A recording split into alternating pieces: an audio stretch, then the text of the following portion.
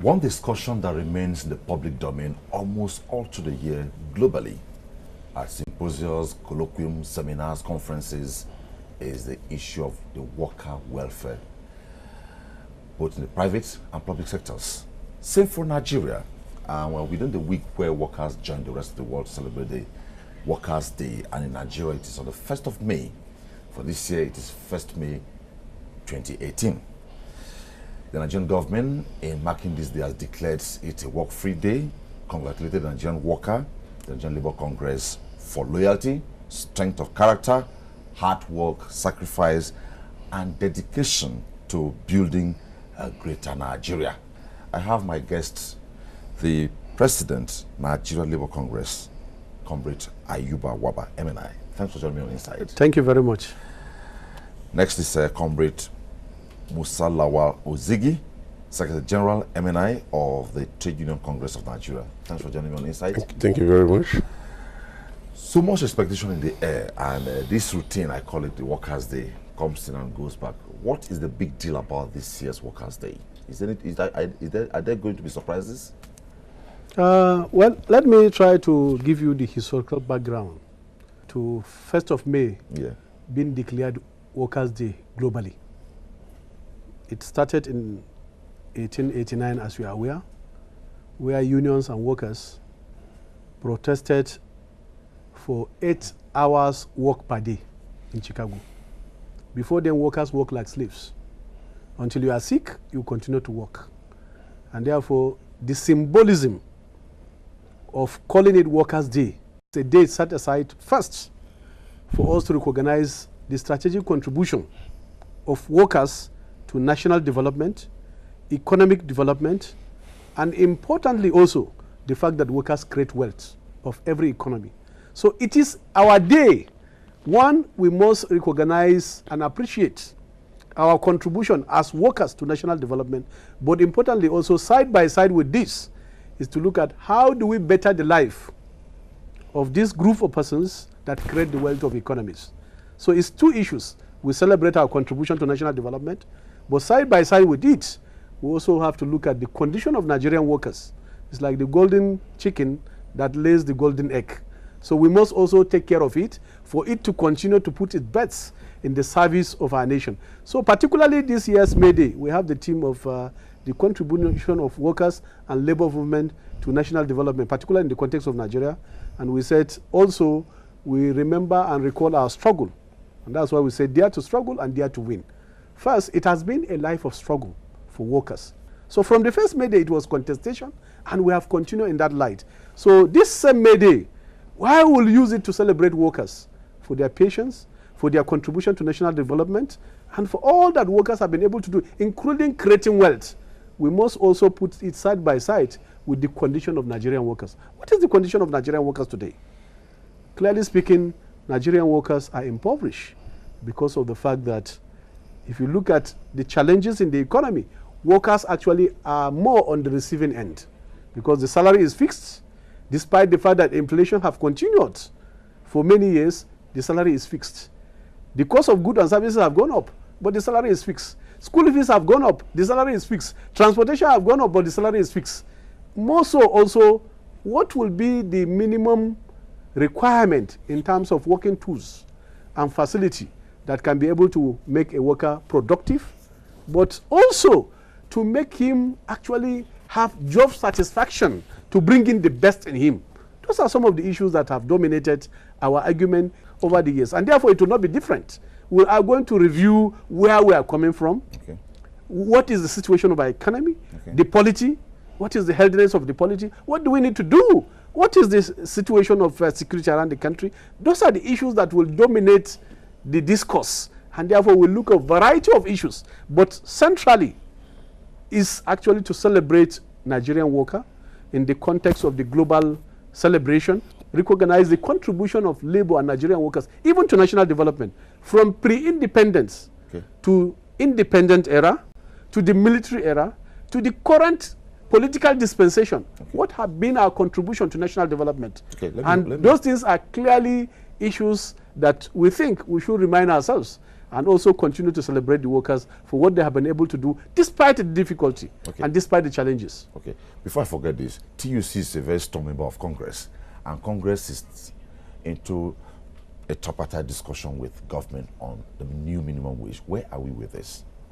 Well, first, let me also add to what Brother President has said, and obviously, we are thinking that what has been the situation of the workers over time. Today, we're asking for minimum wage. The first thing to think about is the money meant for minimum wage. What is it supposed to be?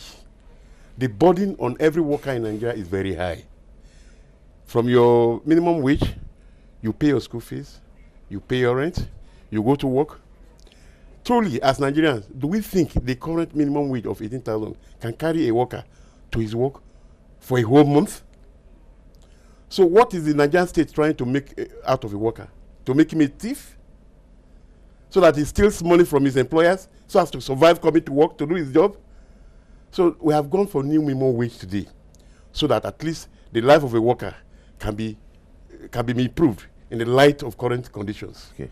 Thank you. Let me hold it. So where are we with it? Well, thank you very much. Let me say that because we are expected that by now the thing will have stabilized. Labour officially, as we are aware, we have made a formal demand since more than a year ago for the minimum wage to be reviewed, which is conformity with global best practice, ILO convention and standards, but also a collective agreement we have actually agreed upon in 2011 that after a cycle of 5 years, all the partners, the social partners in the dialogue, government, employers of labor and organized labor will come together to do a review, because we are not unmindful of the fact that economic indices are not static, especially the purchasing power parity, the issue of inflation, the issue of the strength of our currency.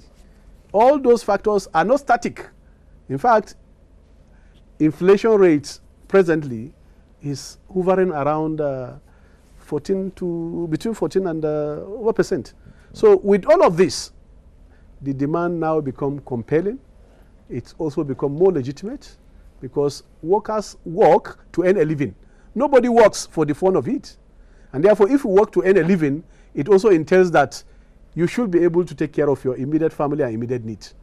So the tripartite committee, as enshrined in the ILO Convention 133, the process of negotiating, the process was set in motion before the close of last year when the President and Commander-in-Chief inaugurated the National Tripartite Committee, composing of organized labor, government, both federal and state, and then the organized private sector, because the minimum wage is supposed to be a national benchmark below which no employer of labor that is covered by that law should be out of it.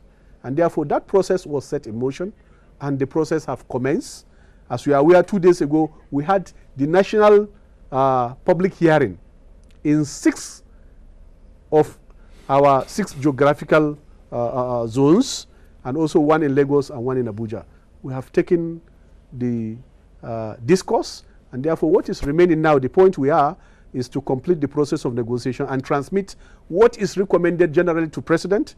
It goes to National Assembly before it's enacted. But let me make the point that this is the process, and therefore we are convinced that the process is also on course, and therefore there is no point. So clearly speaking, why we also needed to take all the strategic stakeholders on board, the organized private sector and the state governments, so that at least everybody will be given an opportunity to make an input into the process, so that at no point will any of the tripartite or any of the social partners raise issues of whether there is no consultation, or whether the process is faulty, or whether the usual issue of ability or whatever will not arise. So that's why the process has to follow the stages I've actually tried to highlight, and to tell you also that everything is on course, and timeline have been given on when to deliver, and that timeline for us is sacrosanct, and also when the committee will be able to complete everything within the scope of its work and transmit, because the process is once we complete and agree on a figure, because labor demanded 66,500, I'm also aware that employers of labor made their submission, including NECA, speaking on behalf of all other employers of labor. I'm also aware at the sitting, small and medium scale enterprises have also made their submission. Federal government will make its submission. So we'll look at the totality of this and putting all factors into consideration. We'll now have to agree and make a recommendation. That recommendation is what will go to Mr. President, and from Mr. President, it goes to the National Assembly, where it will be enacted, and therefore it becomes a law. And therefore, all employers of labor, once it becomes a law, must therefore conform with the review process and also go ahead to pay. So this is the process, and I can assure you that with the public hearing, we have finished the preliminary. What is remaining now is just for the committee to tidy up the process and make sure that these processes are concluded. So this is where we are, and I think this is a good platform to give the correct information to Nigerian workers and also all employers of labor. So all hands are on deck to make sure that the right thing is done, and also that workers are not surcharged in any way. And you can see a lot of effort being put in. Especially, let me make the point that we are really encouraged because the fact that the public hearing went and the enthusiasm and participation, especially of those that will be affected by process of increasing the minimum workers and pensioners, I think is really encouraging. I also saw pensioners raising the issue of minimum pension. Their case is very pathetic. In some states, pensioners are paid 2,000 per month. Up till now? Up till now. In some states, 4,000. So the issue of also having minimum pension becomes very compelling because these are people that are put in their best in the service of our country. In other climes, they are called senior citizens, and therefore they have social protection that will be able to take care of them. But I think there have been this challenge of making sure that there is something substantial that can be able to take care of a pensioner for 30 days. So side by side with this, from the public hearing, those are the feelers and those are the perspectives that have actually come in. And I think this is very encouraging because when you hear the story from the workers, when you hear their situation from the pensioners, it's make even policy makers to now have a rethink and consider the plight of those very strategic, because this is also what is going to address the issues of shared prosperity. That's why I need to just interject briefly before I get back to TUC Secretary General. What at the end of all these processes, everything has been followed, the process has been followed, a law comes up and implementation starts. And maybe some state governor or some state government say, I won't be able to pay.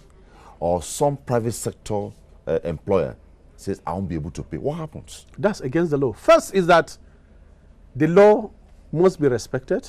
Two, that's why consultation is going on, so that all shade of opinion can then be accommodated. But importantly, workers will also take them up, because we have made it very clear. Any governor that refuses to see the plight of his workers and refuses to actually consider making sure that the minimum wage is implemented will also engage them seriously, and they will not get our support. The clear fact is that they will not receive the support of any worker. This is reality. And let me also try to make the point. The issue of Nigeria is not about resources. Resources are available is because people are stealing the resources. States that are paying salary today is not because they receive the highest allocation. We have states that have not accessed the bailout, but yet they pay salary as and when due. Yet they pay pensioners as and when due. Yet when you retire, you are being paid. I've given that example severally. Jigawa is one of them. You see states collecting bigger revenue, but yet the issue of workers and payment of salaries and when due is not their priority. Their priority is white elephant jobs, contracts that has no direct bearing with the life of citizens. Okay. The primary purpose of governance is welfare and well-being of the people. Okay, let's proceed. And let me also tell you that it's when you pay salaries that the economy gets stimulated. Let's proceed. If you pay salary today, go to the market and ask them, they will tell you salary have been paid. We know. So even Mama Put benefit from when salary is being paid. Let's proceed. We'll still come back to that. Now, you have made a fundamental point here. Stealing of resources has been a problem. Now, let me take TUC. Is it possible that I could steal public funds successfully from a government ministry or department without collusion with the workers? Is it possible? Well, or are you guys doing something about conscientizing? I know very well NLC under you as on a sensitization march in Nigeria in support of the anti-graft war in Nigeria. Yes. Is it possible that a successful looting in a particular ministry will succeed without the coalition of workers? Well, I think let's look at it from the point of view of what system are we operating. This is, like I told you earlier, the system encourages corruption indirectly. You take a worker with 4 children and a wife, and you pay 18,000, and expect him to give his optimum best in the work, and you know it is not possible. Then an officer within the system now sees a way out and decides to play cool and invites a worker. So if that worker, succeeds in following, it is not because he's willing to steal. He needs to survive.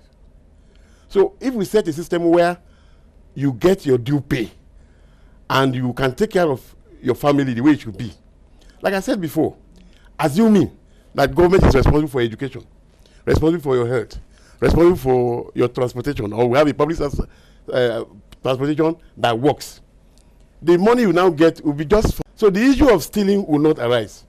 But between you and I, if God were to come to Nigeria and tell us, okay, all workers, everybody line up, one person should just raise up that he has never in one way done anything that is indecent in the course of carrying it, you may not see many Nigerians out of it. It means the system itself is encouraging problems that we ought to solve.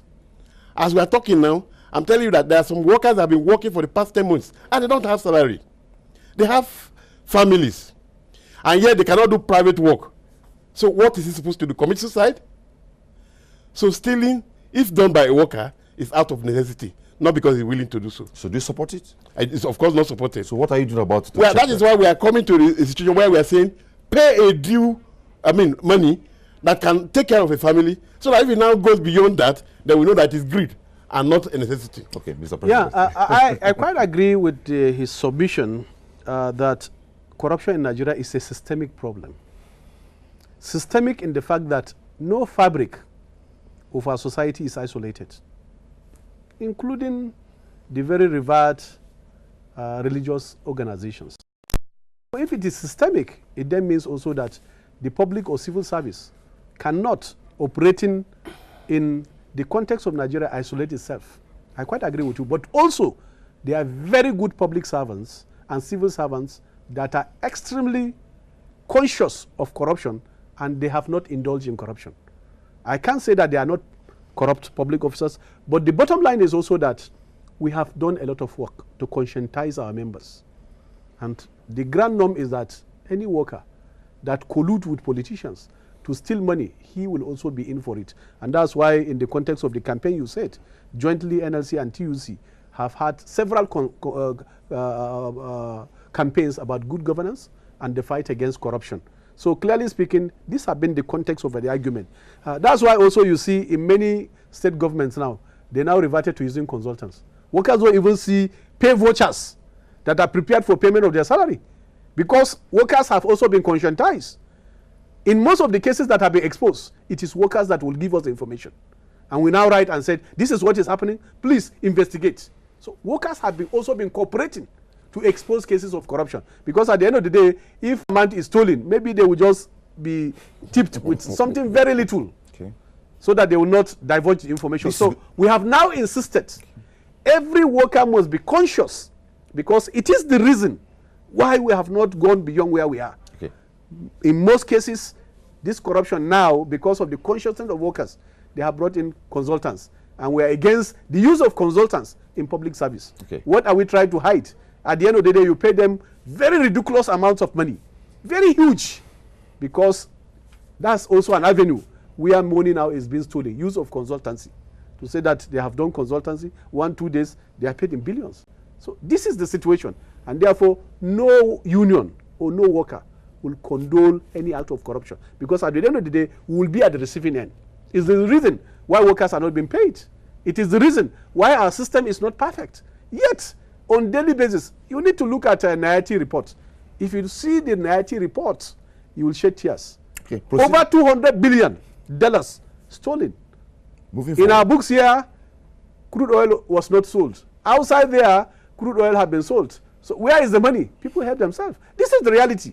It's within the context of the challenge that Labour have stood very firm to actually advance some of those issues. Why I actually ask that is the fact that there's no doubt the fact that government agrees with the fact that, yes, the Labour is doing a lot to ensure building a greater Nigeria. Beautiful and fine. Now, if you have a child and you don't culture your child well, that child could become a bad image for you tomorrow, because by and large we're talking about Nigeria. Now, moving on, let's come to NLC. Since you took over the reins of power, which was quite competitive, we all watched it until you were sworn in and you took over, you're now settled. Then and now, comparatively, where are we? Will you say you have done something differently? Certainly. Okay. As an organization, which is a pan-Nigerian organization, we have remained very consistent. Okay. Whoever is there, you must conform to the ideology of the movement. And our ideology is to continuously protect the interests of the workers, contest policies that are neoliberal, engage on policies that will not augur well for the larger Nigerian society. And from time immemorial, that had been the philosophy of our founding fathers. And we must remain focused to these ideals and philosophy. And that's why we see us fighting many battles from different fronts. Because we must make our society a better society. A society that can be able to bring about shared prosperity. Few should not continue to accumulate wealth that they don't even need. The wealth should be able to go round and address the issues of inequality, address gender issues. This has been the consistent issue that NLC have stood firm about. When a worker works for 30 days or pensioner and you don't pay him before his sweat dried up, it's illegal, it's criminal. And we must say so. We must speak truth to power at all circumstances. This is the reality. And therefore, this is our focus. And I think we have followed the pattern and trend of our founding fathers, starting from Michael Imodu, Labour leader #1, to our second president, Alhaji Hassan Somonu, to Alhaji Ali Chiroma, Pascal Balfio Adams, and Umar. This has been the pattern. You can sermonize over issues that are wrong. You must say the truth. That's why I asked this question. So, clearly speaking, yes, this has been our philosophy. And we have tried to conform to that, to make sure that we represent effectively the interests of the downtrodden, the interests of Nigerian workers, and the interests of the pensioners. And we also do policy engagement and over policy options, because even life, there is an option. So there must be an option to policies that are not good. As the president of NLC, so many workers, all workers look up to you. Yes, but we have... As a leader, definitely you can't be a good father to all. There are some who still believe that Ayuba is not doing well. What message will you have for these ones? No. We have structures. I'm just saying. We have structures. Let me tell you how our system works. We have unions, we have branches, and therefore all those systems work together effectively to represent the interests of the workers. And clearly speaking, from the structures that we have tried our best to try to service some of those challenges and also respond to them. Clearly speaking, as you said, some of these challenges or issues may not even come to our table. And clearly speaking, that's why we have avenues of how grievances and challenge of workers can actually reach to us. Some have come to us directly because it's an open office where every worker in Nigeria, whether you are unionized or not, you can bring your complaint and we'll listen to you. Because we must, in our system, ensure that there is social justice. And therefore, possibly because of the issue of distance, some workers may not be able to come to Abuja. But yes, that's why we have offices in all the 36 states, including Abuja. We have unions in all the 774 local governments, both formal and informal sector. So those are channels of making sure that workers and pensioners are able to register their grievances, register their complaints. And we have also structures.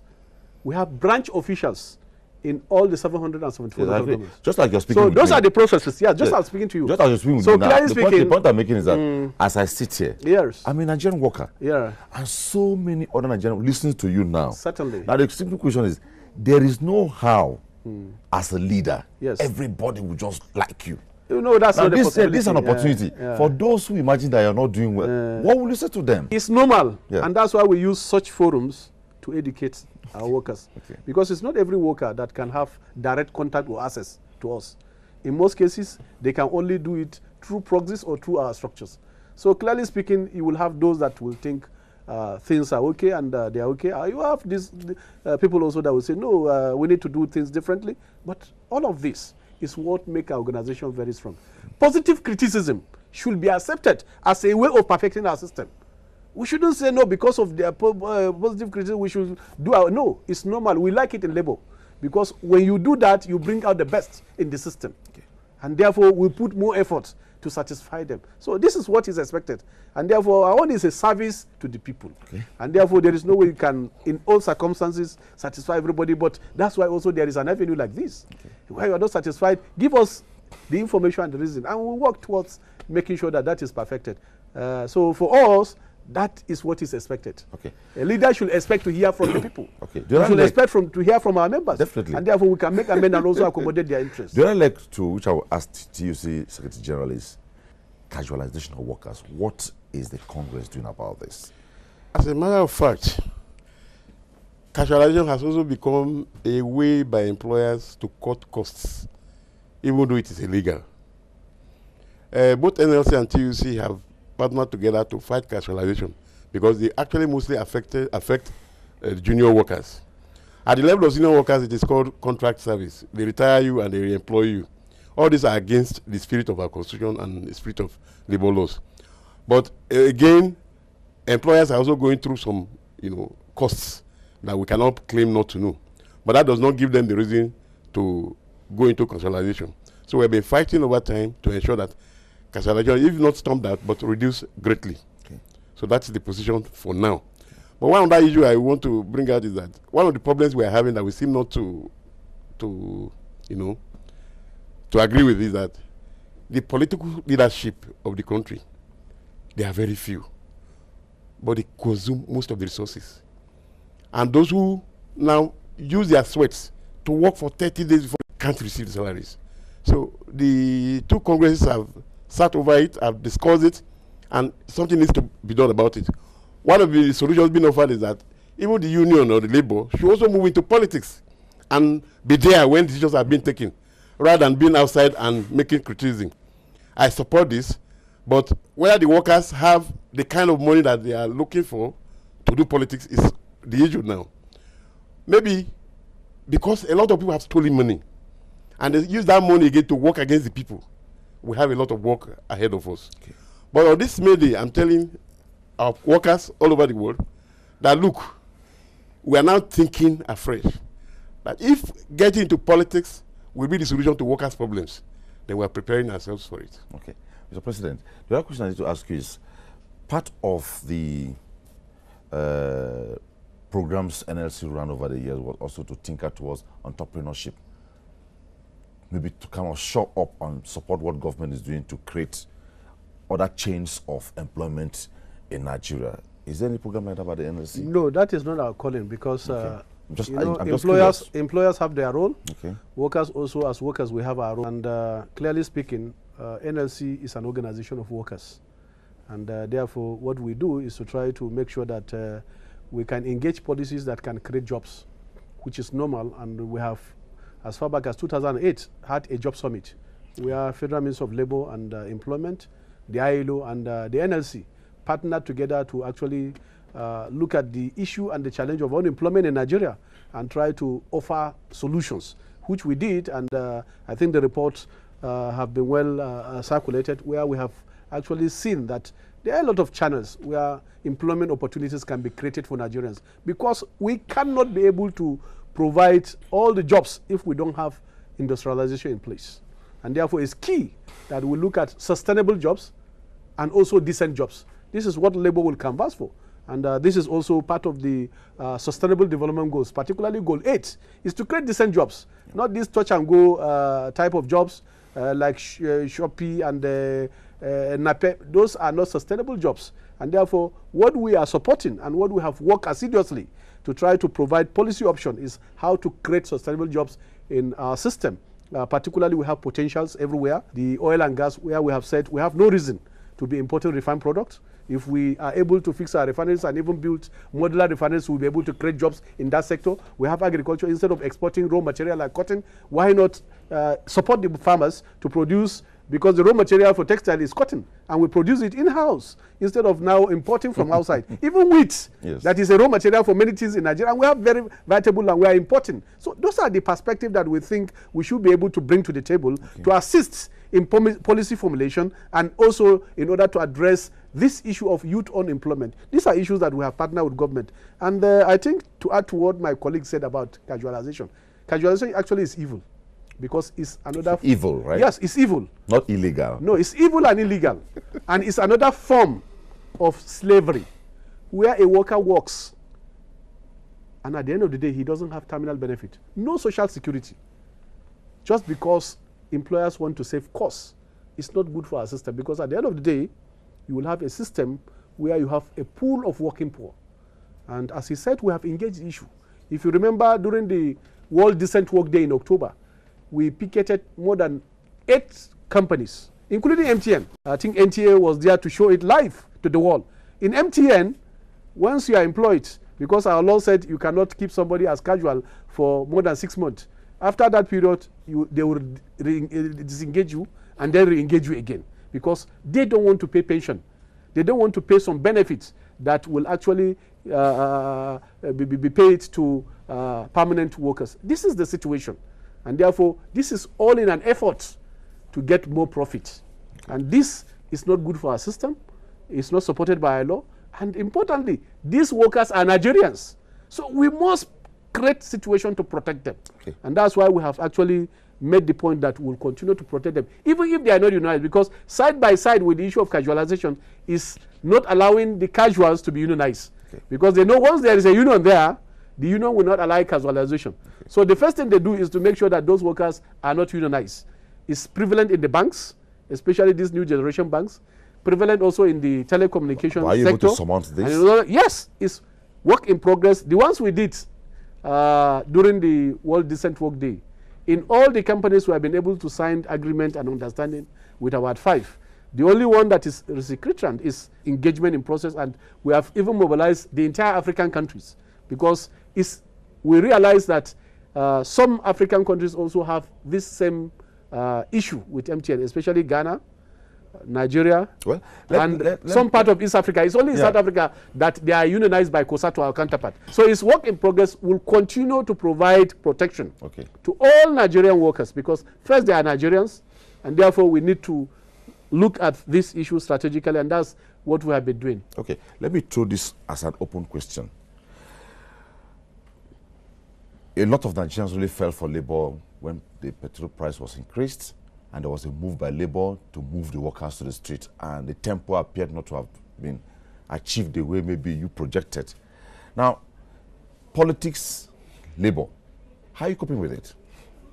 I'm throwing it open. First is that we as organized labor and also workers, they have a right under the Constitution and also under the law to be members of political parties.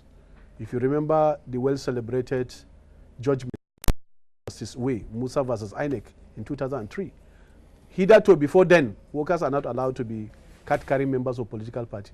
But after that well-celebrated judgment of the Supreme Court, ably given by Justice Ways, he ruled that workers, in conformity with Section 40 of the Constitution, have a right to be card-carrying members of any political party of their choice for the purpose of protecting their political interests.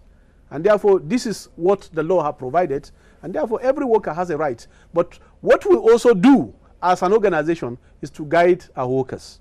One is that strategically it has proven that people acquire power not because they want to be Father Christmas, but people acquire power these days also they look at it as a business. You come in, you have spent money, you have to recoup your money, and even with interest, and it's not for service. So our own perspective of acquiring political power and the way we see politics, it should be for service. When you are elected, you must serve your people. You must be able to make a difference. Okay. And I think this is our perspective.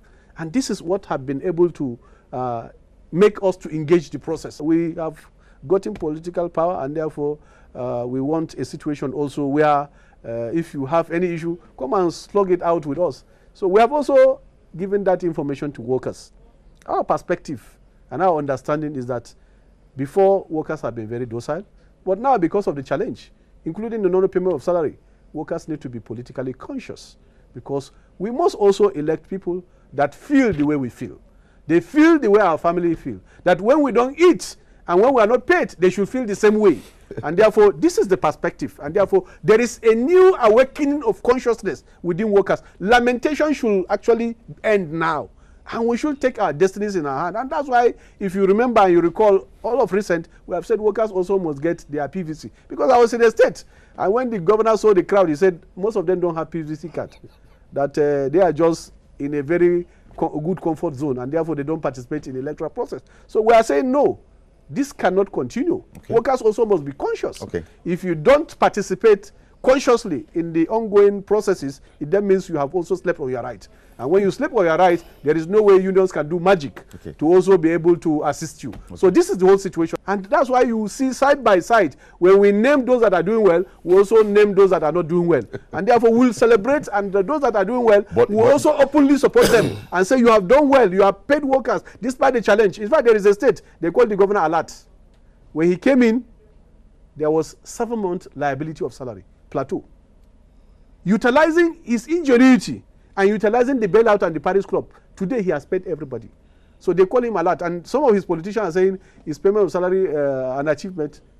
So if workers cannot see the centrality of the argument, because they want the money shared on the table, I said no, let me pay the workers, because when I pay the workers, yes, salary will actually stimulate the economy, yes, because it is a disposable income, yeah, that even other members of strategic members of society will participate. So this is the argument, and therefore now there is a lot of consciousness, and workers need to key into that consciousness. Okay. Let me take your perspective briefly. Yes, first of all, I would say that one of the greatest problems we have in this country is that many people are apolitical.